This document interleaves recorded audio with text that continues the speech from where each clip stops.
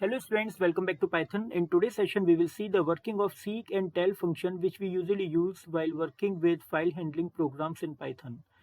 So let's see their working with example. तो देखिए यहाँ पर सबसे पहले टेल फंक्शन है जो आपको रिटर्न करता है आपके करंट पोजीशन, आपके फाइल पॉइंटर की करंट पोजीशन आपको रिटर्न करता है इन बाइट्स। तो इसका जो सिंटैक्स होगी वो आप फाइल पॉइंटर यूज करेंगे, फाइल हैंडलर यूज करेंगे, डॉट टेल फंक्शन जिसमें आपको कुछ भी एज आर्गुमेंट पास नहीं करना होता और ये आपको रिटर्न करता है पोजीशन इन बाइट जो कि वेरिएबल में आकर सेव हो जाती है और फिर हम इसको यूज कर सकते हैं to identify its position. The next one is seek function. जो यहाँ पर अगर आपको कर्सर मूव करना है अपने फाइल में, अगर आपको एक लोकेशन से दूसरी लोकेशन में अगर आपको कर्सर मूव करना है तो you can use seek function. तो you can use seek function to move your cursor backward as well as in forward direction. तो इसके कुछ सिंटेक्स हैं, जैसे यहाँ पे सिंटेक्स आपको शो हो रही है, फाइल ऑब्जेक्ट यानी कि file handler dot seek function. यहाँ पे आप एक ऑफसेट यूज करेंगे और दूसरा आर्ग्यूमेंट आप यहाँ पे पास करते हैं मोड। तो मोड में यहाँ पर पहले ऑफसेट देखते हैं। ऑफसेट में यहाँ पर आप डिसाइड करेंगे कितने बाइट्स आपको आगे या पीछे मूव करना है अपने करंट पोजीशन से या बिगनिंग से या एंड से। और मोड यहाँ पर डिसाइड करता है कि आपको कहाँ से किस लोकेशन से आपको मूव करना है। तो मोड में बेसिकली हम लोग 3 वैल्यू पास करते हैं, 0, 1 एंड 2।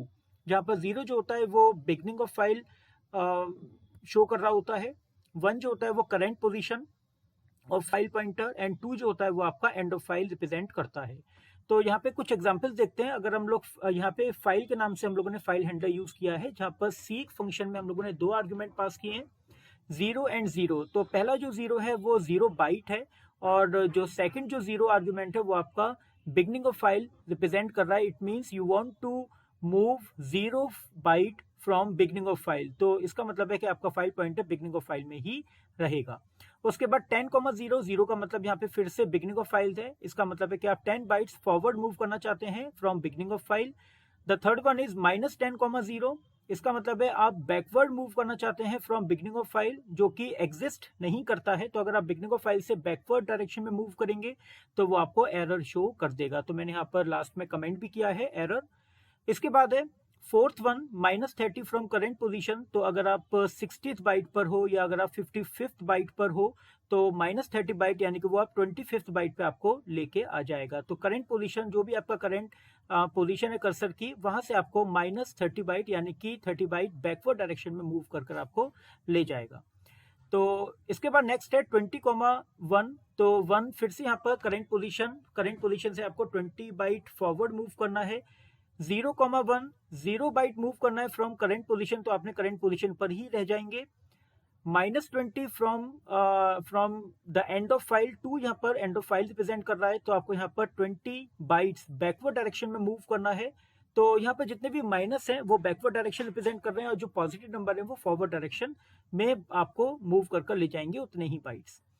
तो 2 यहाँ पर रिप्रेजेंट कर रहा है एंड ऑफ बाइट्स। तो एंड ऑफ बाइट्स से -20 बाइट्स यानी कि 20 बाइट्स आपको बैकवर्ड मूव करना है। 0,2 यानी कि 0 byte you want to move from end of file, तो आप यहाँ पे एंड ऑफ फाइल में ही रह जाएंगे। और उसके बाद है 10,2 जो कि है 10 bytes forward in forward direction from end of file. तो इस लोकेशन पे आपको वो मूव करके तो ले जाएगा but you will not get any data, क्योंकि आपका जो डेटा है वो एंड ऑफ फाइल पर एंड हो गया है। और आप अगर एंड ऑफ फाइल से आगे जाकर मूव करेंगे तो definitely the memory will be there and you can move to that particular position, but you will not get any data, क्योंकि डेटा आपका एंड ऑफ फाइल पर एंड हो गया है। After that you will not get any data, तो कोई data नहीं मिलेगा और वो आपको एरर भी यहाँ पर शो नहीं करता।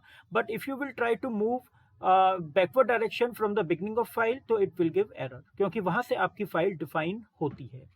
तो ये थे आपके कुछ एग्जाम्पल सीक फंक्शन के, जो कि आप समझ सकते हैं यहाँ पर। और इसके बाद देखते हैं एग्जाम्पल के साथ के how to work with these functions. चलिए सबसे पहले टेक्स्ट फाइल में टेल फंक्शन समझते हैं। यहाँ पे मैंने एक फाइल ओपन कर ली है अपेंड मोड में।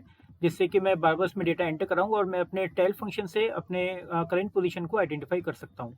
तो इस प्रोग्राम में मैं यहाँ पर सिंपल नेम एंटर करते जाऊँगा और नेम जैसे से एंटर होगा वो मेरा करंट पोजीशन को वो शो करता जाएगा कि किस तरह से वो मेरा करंट पोजीशन को जो है वो किस तरह से शो कर रहा है, आगे मेरा जो कर्सर है वो किस तरह से मूव कर रहा है।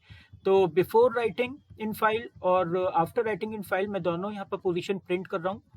तो यहाँ पर नेम मैंने बता दिया और नेम के बाद current location after writing file means name, तो वो आप आपको शो कर देगा और मैंने फाइल को क्लोज कर दिया। तो एक छोटा सा प्रोग्राम है just to understand the working of tell function in text file.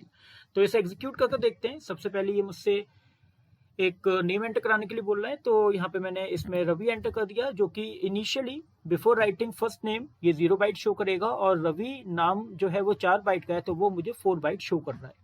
तो चलिए इसको फिर से एक बार एग्जीक्यूट करके देखते हैं। अब मैंने यहाँ पे कर दिया दीपक। तो अब ये जो करंट पोजीशन में आएगा, क्योंकि अपेंड है और अपेंड हमेशा एंड ऑफ फाइल में कर्सर को प्लेस करता है, तो ये करेंटली 4th बाइट पर कर्सर को प्लेस करेगा और उसके बाद वो 6 बाइट और आगे मूव करके मुझे 10 बाइट शो कर देगा। तो इस तरह से यहाँ पर ये यूज हो रहा है। एक बार और चला के देखते हैं। तो यहाँ पे मैंने लिखा गगन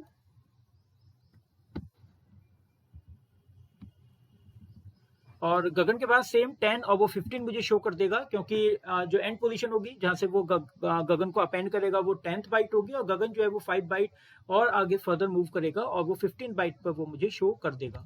तो ये एक सिंपल सा प्रोग्राम था टेल फंक्शन का टेक्स्ट फाइल में हम लोग कैसे यूज करेंगे। अब चलिए देखते हैं नेक्स्ट प्रोग्राम।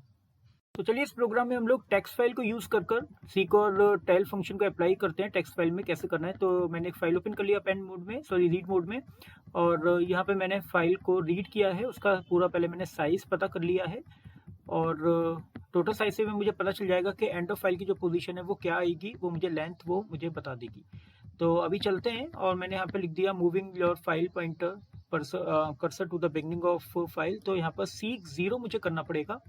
तो सीक 0 से अगर आप सेकंड आर्गुमेंट नहीं भी पास करेंगे तो बाय डिफॉल्ट वो बिगनिंग ऑफ फाइल से ही काम करता है। अगर आप सिर्फ अगर सीक 0 भी करेंगे तो भी वो आपको बिगनिंग ऑफ फाइल में ही ले जाएगा। तो यहाँ पे मैंने प्रिंट कर दिया we are at currently this particular byte, तो वो यहाँ पे आपको 0 शो कर देगा, जो कि बिगनिंग पोजीशन रिप्रेजेंट करेगी सीक 0 से।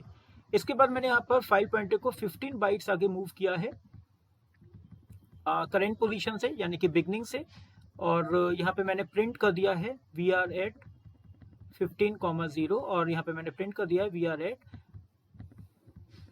15th bite. तो वो आपको बता देगा कि अभी आप 15 बाइट मूव करके आगे चले गए हैं। उसके बाद मैंने यहाँ पर करंट पोजीशन से 0 बाइट मूव की है, तो वो आपको फिर से यहाँ पे, क्योंकि आप अभी आप करंट पोजीशन आपकी 15 बाइट है, तो यहाँ पे फिर से वो आपको 15 बाइट शो करेगा करंट पोजीशन, क्योंकि यहाँ पे मैंने सेकंड आर्गुमेंट 1 यहाँ पे मैंने पास किया है, जो कि करंट पोजीशन मेरा रिप्रेजेंट कर रहा है। उसके बाद मैंने एंड ऑफ फाइल से 0 पोजीशन मैंने यहाँ पर सेट की है, यानी कि एंड ऑफ फाइल में आपका कर्सर होगा जो आपको वही साइज रिटर्न करेगा जो आपका टोटल फाइल साइज है इन बाइट्स। तो अभी पहले देखते हैं कि इस फाइल में किस तरह का डेटा स्टोर है और एक किस तरह की फाइल को हम रीड कर रहे हैं। तो ये मेरी स्टूडेंट फाइल है और ये डेटा इसमें स्टोर है, जिसमें टोटल 42 कैरेक्टर्स अराउंड हैं और इसको हम रीड करते हैं। तो सबसे पहले इसकी लेंथ निकाली गई है और लेंथ निकालने के बाद फिर हम इसको इसके जो सीक से इसका जो कर्सर है उसको मूव करेंगे, चेंज करेंगे। तो चलिए रन करके देखते हैं क्या आउटपुट आ रहा है इसका। तो देखिए सबसे पहले उसने मुझे बता दिया है टोटल फाइल साइज जो है वो 42 बाइट्स है। उसके बाद मैं आपको कंपेयर करता हूँ आपके प्रोग्राम के साथ। उसके बाद फिर यहाँ पर कर्सर को आपने 0 पोजीशन पे रखा है, तो इसलिए वो आपको 0 बाइट पर शो कर रहा है।